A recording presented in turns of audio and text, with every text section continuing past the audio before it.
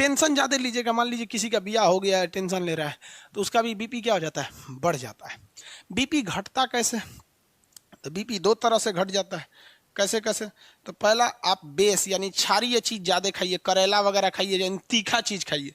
खट्टा मतलब एसिड, और कड़वा यानी तीखा, चायपत्ती खा लीजिए। सोच खाली चायपत्ती क्यों ऐसे अजीब लगेगा, चायपत्ती चायपत्ती खाए होंगे लगना आप लोग। जब लूज मोशन होता है ना किसी का, पेट वगैरह लूज मोशन होने लगता है, तो उसके लिए होता है चायपत्ती। ये सब घरेलू उपाय है, 2 मिनट में सही कर देते हैं। इधर एक दवा होगा, देखिए तो है कि नहीं। आपको ना बायोलॉजी के लास्ट में कुछ दवाइयों के बारे में भी सब बताएंगे।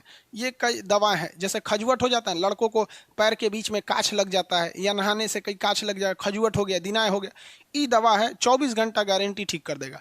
आज लगाइए, अगले दिन उसी टाइम पे उठ के देखिए सही हो जाएगा 24 घंटा में। तो बीमारी वाले चैप्टर में आपको हम नॉर्मल नॉर्मल दवाइयाँ बता देंगे, लिस्ट बता देंगे, उसका आपसे याद करवा देंगे, और आप एक घरेलू हिसाब से आप खुद के एक तो नॉर्मल डॉक्टर हो सकते हैं। मतलब जो घरेलू, अब सीरियस प्रॉब्लम है तो आप पढ़े लिखे तो हैं ही है, बच्चा थोड़ी है, कब कहेंगे सीरियस। चलो कोनो का एक्सीडेंट हो गया तो कहेंगे खान सर के यहाँ तो पढ़बे किए हैं, हम अपने से इलाज कर लेंगे, तो चलिए वो ऊपर चलिए देखिए, हाँ लो बीपी में क्या है, बेस कहिए।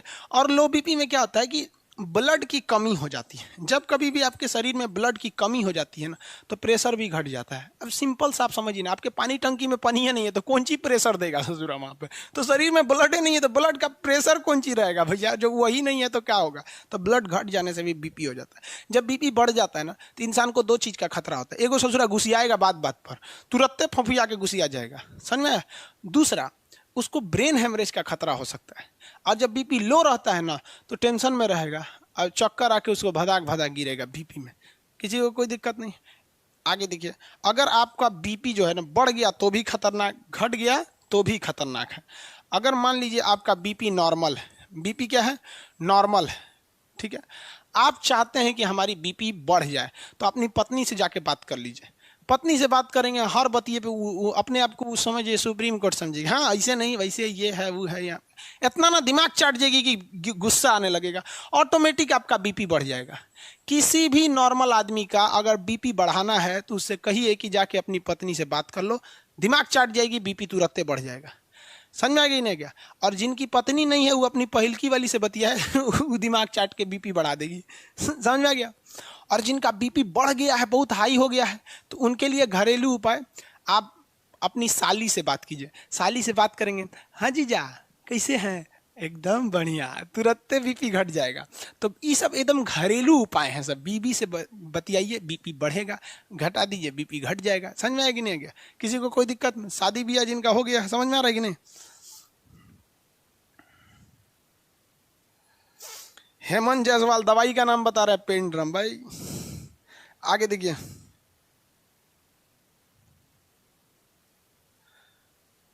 अरे बकलोलवा पूछ रहा है दवाई का नाम, खजुवट वाला दवाई का नाम पूछ रहा है। अरे खजुवट वाली दवाई का नाम हम बोल देते हैं कीटोफोर्ड। ये अगर मिल जाएगा, देखो भाई, अगर ये मिल गया, या हम कैमरे के सामने दिखा देते हैं, कीटोफोर्ड इस दवा का नाम है, कीटोफोर्ड। नहीं दिख रहा है, बकलोल वाले लोग इतना करीब से कर दिए, अब कितना करीब करें, नहीं दिख रहा है क्या। कीटोफोर्ड लिख लेगा लोग, कीटोफोर्ड। इस इंग्लिश यहाँ स्पेलिंग लिख देते हैं इसका, दवाइया का नाम कीटोफोर्ड, ठीक है। जहां जहां खजुवट है लगाइए, 24 घंटा में नहीं ठीक कर देगा तब कहिएगा, 24 घंटा में ठीक कर देगा, और 48 घंटा में दाग धब्बा मिटा देगा। यानी घंटों में इसका इलाज है। पहला 24 घंटा में ठीक करेगा, अगला 24 घंटा में दाग धब्बा को कम करेगा। 3-4 दिन मिलाइएगा, दाग धब्बा खत्म, एकदम बढ़िया फर्स्ट क्लास हो गया। दिनाय, चेचक, फोड़ा फुंसी, खजुवट, चेचक सब ठीक हो जाएगा। ये सब क्या है, खुदरा पाप होते हैं सब। लड़कों आप टेंशन नहीं ले भैया, तुम लोग का एडमिशन हो गया ना, सब चीज हो जाएगा। तुमको सामाजिक नॉलेज, मेडिकल नॉलेज, हर चीज मिल जाएगा यार, तुम लोग को टेंशन नहीं लिए। यहाँ पे सब्जेक्ट आने देते तब बताते हैं, ठीक है। सब खजुवट वाला बैठल है, कमेंट करके भर दिया सब कि खजुवट वाला दवाई। अरे बकलोलवा सब,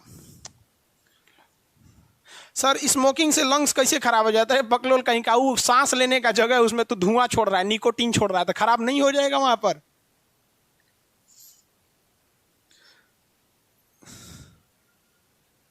आगे बढ़े,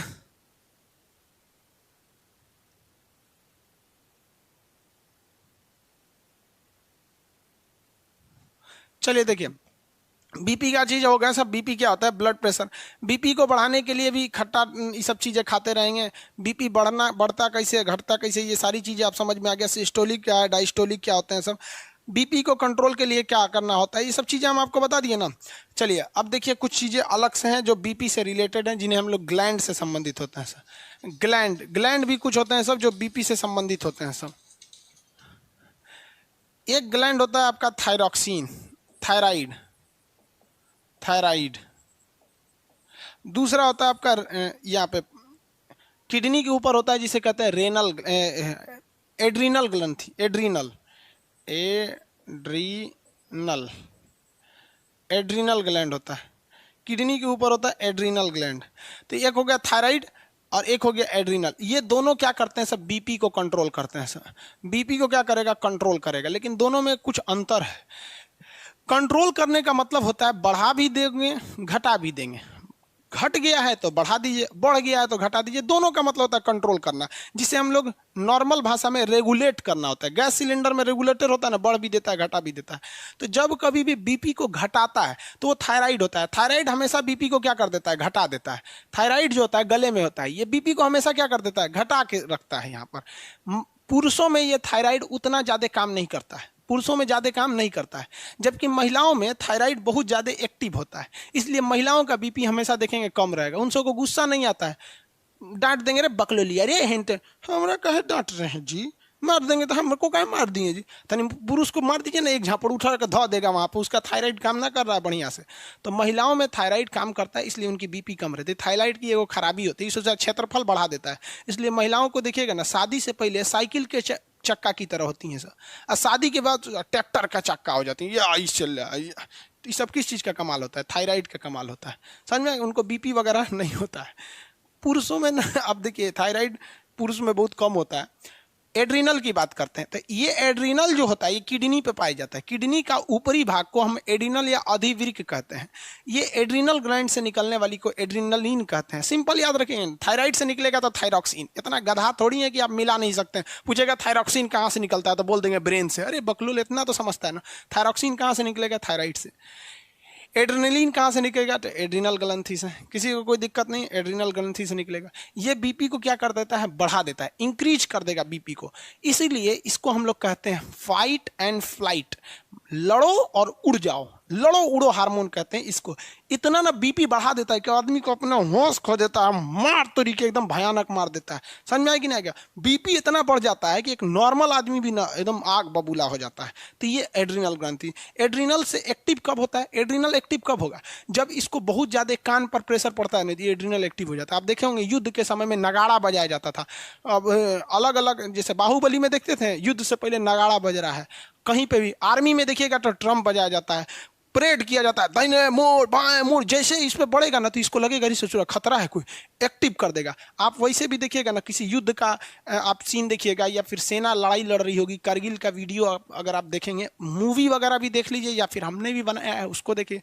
मूवी तो करोड़ों को खर्च करके बनाया जाता है, इसलिए वो रियल टच देता है थोड़ा सा। तो उसको देखेगा ना तो आपके शरीर में बीपी अपने से बढ़ जाएगा, एक उत्तेजना आ जाएगी। इस सालों ने हमारे देश के लिए ऐसा किया, मार डालते हैं इसको यहाँ पर। तो एड्रीनल ग्रंथि होती है। बीपी को बढ़ाना घटाना समझ में आएगा कि नहीं? तो इसकी बीपी को कंट्रोल करने के लिए भी दवाइयाँ आती हैं। अब ये बीपी ब्लड से रिलेटेड दवाइयाँ बिना डॉक्टर के सलाह नहीं लेना चाहिए, क्योंकि ब्लड में थोड़ा सा भी गड़बड़ी होगा ना पूरे बॉडी को दिक्कत कर देगा। समझ में आएगा कि नहीं? अब जैसे मान लीजिए कोई नॉर्मल दवा है किसी चीज़ के लिए, हड्डी के लिए ले लेंगे तो वहीं का थोड़ा सा डिफेक्टेड होगा, फिर सही हो जा सकता है। लेकिन अगर ब्लड से ले लिए तो बहुत जल्दी रिएक्ट करता है ये। इसलिए कभी भी वो हार्ट, ब्लड, आँख, ये सब चीज़ों की जो दवा लीजिएगा बिना डॉक्टर के सलाह से नहीं लीजिएगा आपको। तो ये ब्लड का हार्ट समझ में आ गया, बीपी समझ में आ गया। अब ब्लड बताते हैं, ब्लड क्या चीज़ होते हैं। किसी को कोई दिक्कत नहीं? यहाँ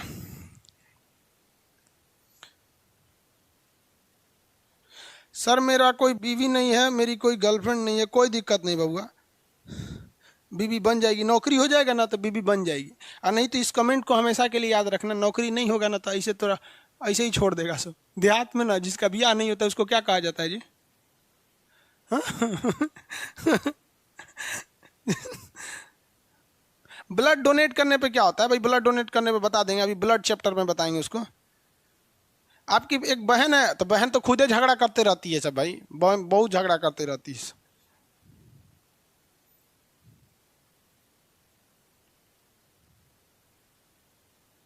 एक आदमी कह रहे हैं सर क्लास का सिलेबस 1 घंटा से बढ़ा के 1.5 घंटा कर दीजिए। ये बउआ इस सिलेबस के पीछे पड़े हैं, सिलेबस खत्म कैसे हो जाएगा? अरे भैया तू नहीं, तू पढ़ाई करने रे।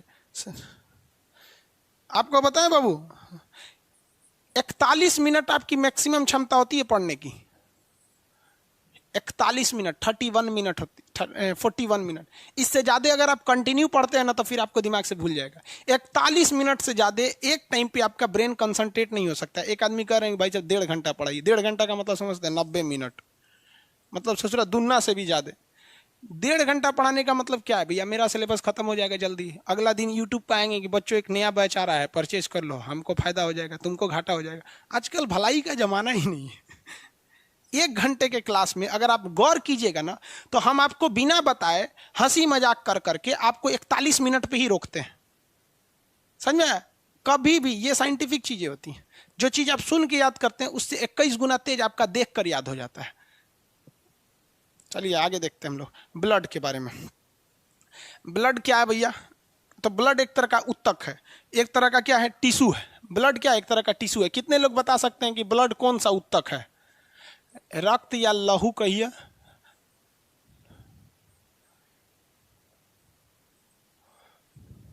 ब्लड किस टाइप का उत्तक है? आंसर दीजिए लो।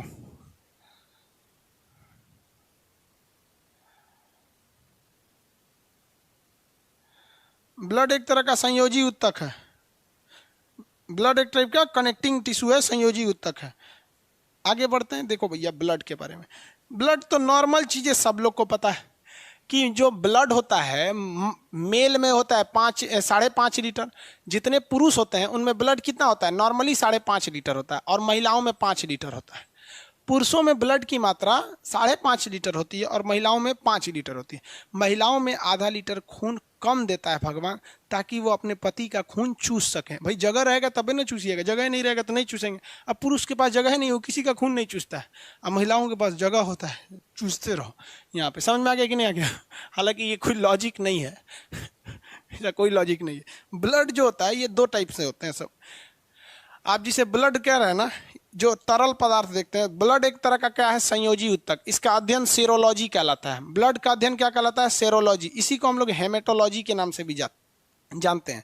ब्लड का अध्ययन सेरोलॉजी, इसी को हम लोग क्या नाम से जानते हैं? हेमेटोलॉजी के नाम से जानते हैं। इसका पीएच कितना होता है? 7.3 या 7.4, दोनों ऑप्शन में दे देता है। तो 7.4 याद रखेंगे लोग। 7.4 इसका क्या होता है? पीएच होता है। इसका मतलब ये एसिड नहीं है, ये क्या है? बेस है। एसिड ना होकर ये क्या है? बेस। तो कुछ नॉर्मल चीजें इसका क्या होता है? अध्ययन बताइए तो सेरोलॉजी। सेरोलॉजी इसका अध्ययन होता है। हेमेटोलॉजी भी कहते हैं। पीएच 4.3 भी देगा तो भी सही है, 7.4 भी देगा तो भी सही हो जाएगा। यहाँ पर पीएच यहाँ पे 5 से 5.5 लीटर क्या पाया जाता है? ब्लड पाया जाता है। ब्लड बनता कहाँ से है? तो हम लोग के बोन मैरो में बनता है। किस में बनेगा? बोन मैरो में बनेगा। बोन मैरो क्या होता है? हड्डियों के बीच में जो अस्थि मज्जा होती है उसमें बनता है। जबकि छोटा बच्चा जो अभी जन्म नहीं लिया है उसके लीवर में बनेगा। लीवर में कहाँ पर? तो मेसोडर्म में। मेसोडर्म, ये लीवर अभी आप पढ़े नहीं है, वो ग्लैंड नाम के चैप्टर में आएगा तो लीवर पढ़ेंगे। तो हम लोग में ब्लड कहाँ बनता है? तो बोन मैरो में। ब्लड कहाँ बनता है? बोन मैरो में। तो ये ब्लड का निर्माण हो गया। कहेगा ब्लड पंप कहाँ होता है?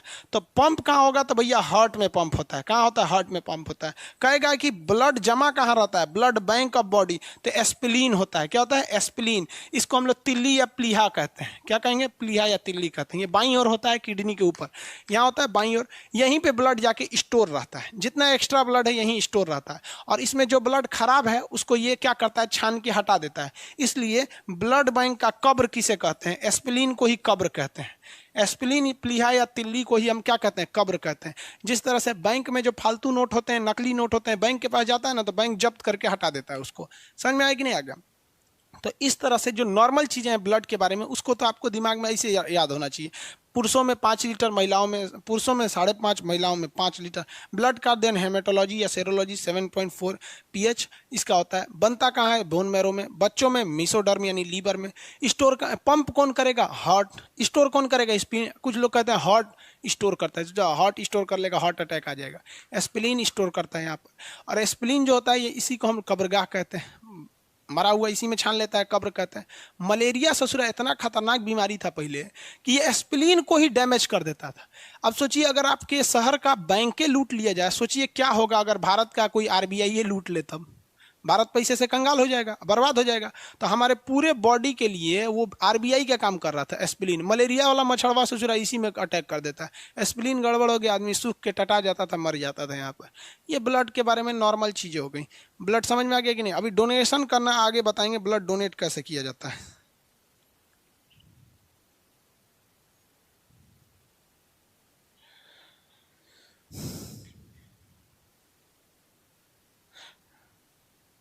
आगे बढ़े। चाइनीज भाषा में क्या लिख देते हैं रजनीश कुमार जी?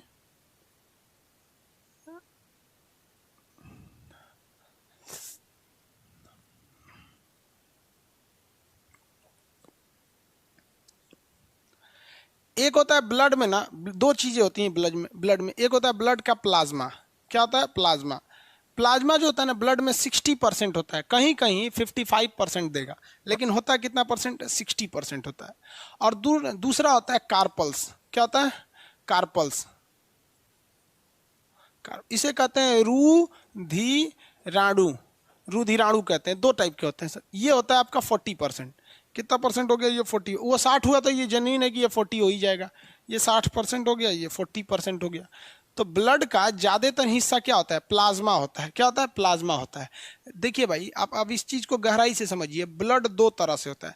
जिस तरह से आपने चाय देखा है, चाय में एक सॉलिड पार्ट होता है और एक लिक्विड पार्ट होता है। जो दूध डाल रहे हैं आप, जो चाय में जो दूध डाल रहे हैं वो लिक्विड पार्ट है, लेकिन उसी चाय में आप चीनी डाले हुए हैं जो सॉलिड पार्ट है, वो उसमें घुल गया है, दिखता नहीं है, बट वो सॉलिड पार्ट है। उसी चाय में आप क्या डालते हैं? चाय पत्ती डालते हैं, वो सॉलिड पार्ट है, वो घुलता नहीं इसलिए वो दिख जाता है। तो अगर जो चीज आप चाय पी रहे हैं उसमें दो पार्ट है, एक लिक्विड पार्ट है, एक सॉलिड पार्ट है। लिक्विड आपको दिख जाता है, सॉलिड भी कुछ दिख जाता है, चाहे छन्नी से छान लेते हैं। इसके बावजूद, छानने के बावजूद जो चाय पी रहे हैं वो दो चीज़ों से पी रहे हैं। एक उसमें सॉलिड पार्ट है जो चीनी है, और एक लिक्विड है जो पानी है, पानी की तरह है, दूध या पानी की तरह। उसी तरह हमारा ब्लड भी दो चीज़ों से बना है, एक सॉलिड पार्टिकल से बना है, एक लिक्विड पार्टिकल से बना हुआ है। तो ये जो हमारा प्लाज्मा होता है ना, ये क्या होता है? लिक्विड होता है। लिक्विड मतलब समझते हैं, तरल पदार्थ होता है, ये लिक्विड होता है। इसमें ना 90% वाटर पाया जाता है। देखिए, आप ये मत सोच लीजिएगा ब्लड में 90% वाटर पाया जाता है। ब्लड का 60% होता है प्लाज्मा, और प्लाज्मा का 90% वाटर होता है, जिस वजह से ये लिक्विड होता है। समझ में आ गया कि नहीं? ये चाय में जो काम दूध करता है वही काम ये कर रहा है, या फिर जो लाल चाय पीते हैं तो पानी का काम कर रहा है। और बाकी का ये वाला जो पार्ट होता है ना, ये सॉलिड होता है। ये क्या होता है? सॉलिड होता है। सॉलिड, जिस तरह से चाय पत्ती है, चीनी है, ये सॉलिड होते हैं, सब याद रखिएगा। तो ब्लड का ज्यादा हिस्सा सॉलिड है या लिक्विड है? तो भैया लिक्विड है, तभी तो बह रहा है। लिक्विड नहीं रहता तो वहीं बह जाता। अब क्या चाय, चीनी और चाय पत्ती ऐसे फाँक जाइएगा तो चाय नहीं ना बनेगा। दो हिस्से होते हैं, याद रखिएगा। आगे देखिए, इसमें ना एक अलग से लिक्विड पाया जाता है जिसे हम कहते हैं फाइब्रिनोजेन। क्या कहेंगे? फाइब्रिनोजेन। फाइब्रिनोजेन ये ब्लड को क्या कर देता है? गाढ़ा कर देता है। ब्लड को ये कर देगा गाढ़ा। फाइब्रिनोजेन एक ऐसा लिक्विड है जो ब्लड को क्या कर देता है? गाढ़ा बना देता है। ये इसी वजह से ब्लड गाढ़ा हो जाता है। तो डॉक्टर जब भी बीमारियों की जांच करता है ना, तो गाढ़ा खून से जांच ही नहीं कर पाएगा। इतना गाढ़ा खून हो जाता है कि वो बीमारियों की जांच नहीं कर पाता है। अब बीमारी की जांच करना है तो लिक्विड पार्ट से ही कीजिएगा। अब सॉलिड पार्ट से क्या कीजिएगा? चाय टेस्टी है या नहीं है, अच्छा बना है कि नहीं, कि उसमें से चाय पत्ती छान के उसको खा के देखिएगा, चाय पत्तियाँ तो टेस्टी है, ऐसे थोड़ी होता है। देखिएगा ना, गांव में महिलाएं चाय बनाती हैं ना, तो ऐसे औजुरिया में दूध ढक्कन गिरा देती हैं, चाहिए निकाल के हमें, उसका ठीक बन लो, दे दो अब सबको। चाय वगैरह को इस तरह से चेक कर लिया जाता है। तो बीमारी को भी डॉक्टर चेक करता है ना, तो लिक्विड वाले हिस्सा से चेक करता है। लेकिन इसमें क्या मिला हुआ है? फाइब्रिनोजेन। ये फाइब्रिनोजेन ब्लड को गाढ़ा कर देता है। इसलिए डॉक्टर क्या करता है? इस फाइब्रिनोजेन को अलग करने के लिए एक लिक्विड मिला देता है। तो जब इसमें से फाइब्रिनोजेन निकल जाता है तो ये प्लाज्मा जो होता है ये कहलाता है हमारा सीरम। क्या कहलाएगा? सीरम। सीरम कहलाता है। सीरम, समझ में आ गया? सीरम आप सुने होंगे, सीरम इंस्टीट्यूट ऑफ वायरोलॉजी जो कोरोना की दवा बनाने जा रही है, तो सीरम होता है यहाँ पे। किसी को कोई दिक्कत? बीमारियों की जांच किससे की जाती है? सीरम से किया जाता है। जिस तरह से दूध का गाढ़ा हिस्सा, ऊपर का जो मलाई होता है, वो छान लेंगे तो जो शुद्ध दूध बचेगा बिना मलाई का, वही हो जाएगा। अगर आप दूध की तुलना ब्लड से करते हैं, दूध की तुलना ब्लड के प्लाज्मा से करते हैं, तो जिस तरह से प्लाज्मा में से फाइब्रिनोजेन हटा के सीरम बच गया, उसी तरह दूध से मलाई हटा के प्योर दूध बच जाता है। किसी को कोई दिक्कत नहीं है। ब्लड का दो हिस्सा होता है, एक लिक्विड पार्ट होता है जिस वजह से ब्लड बहता है, एक सॉलिड पार्ट होता है जिसमें मिनरल, विटामिन इत्यादि रहते हैं सब। किसी को कोई दिक्कत नहीं। फाइब्रिनोजेन कहाँ होता है? तो वो प्लाज्मा में होता है। जब इससे हम निकाल देते हैं प्लाज्मा से इसको, तो वो क्या बच जाता है? सीरम बच जाता है। क्या बच जाता है? सीरम। किसी को कोई दिक्कत नहीं, आगे बढ़ जाए सीरम वगैरह में। अब आता है हमारा कार्पल्स। कार्पल्स किसे कहेंगे हम लोग? हाँ, 5 मिनट बाद।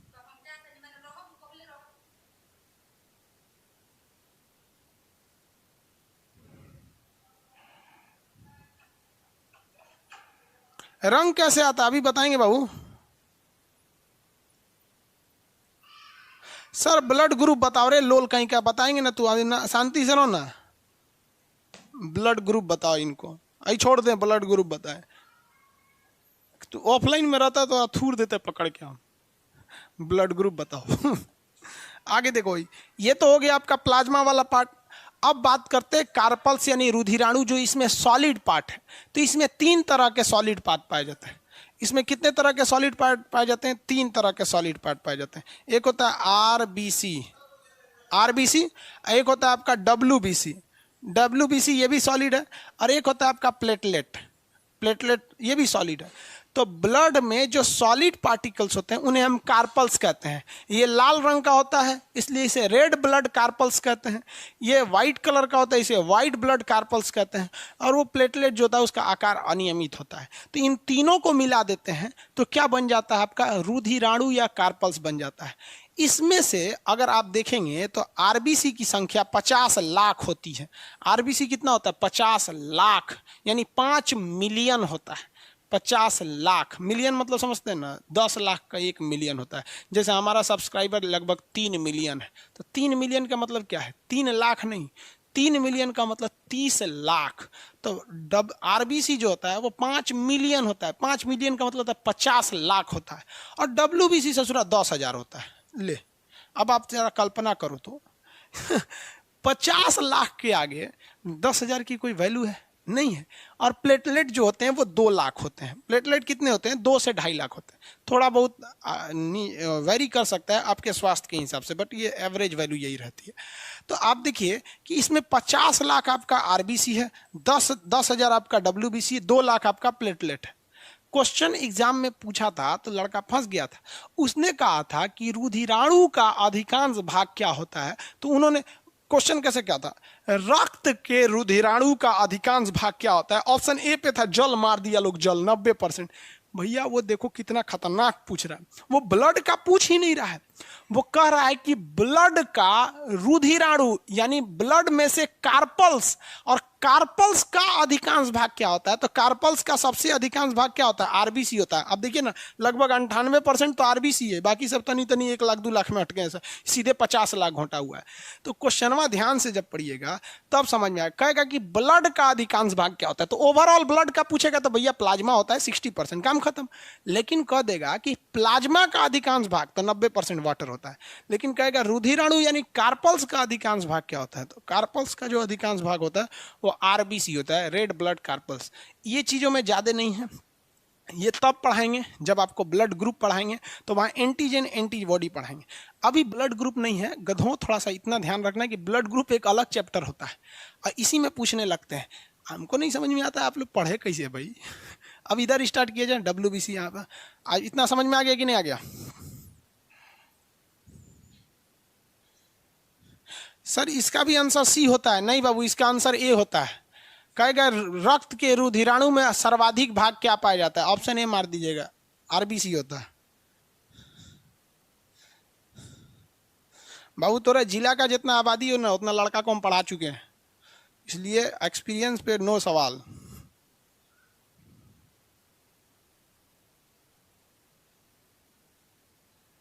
बाबू कार्पल एक हड्डी होती है, कार्पल मेटाकार्पल, ये कार्पल नहीं है कार्पल्स है, स्पेलिंग में थोड़ा सा अंतर है।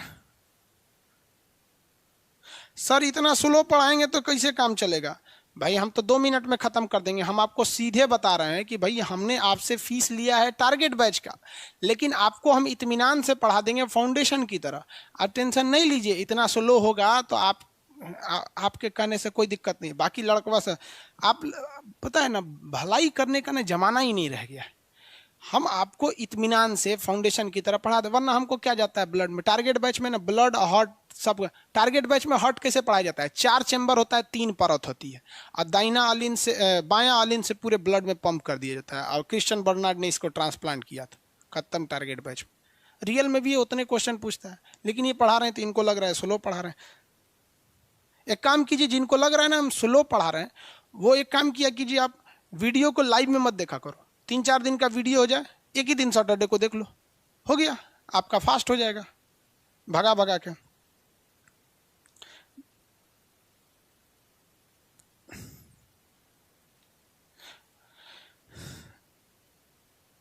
आगे देखिए, बीपी को मापने वाले यंत्र क्या हो गए भैया, यहाँ पे बैच के अलाउंस बोल रहे थे। देखिए भाई, आप चिल्लाते रह जाइएगा, हम पढ़ाएंगे अपने हिसाब से, क्योंकि जो लड़के फर्स्ट में आए हैं ना एडमिशन के लिए, वो उनको लिए हम कुछ एक्स्ट्रा देंगे, चाहे वो किसी भी बैच के हो।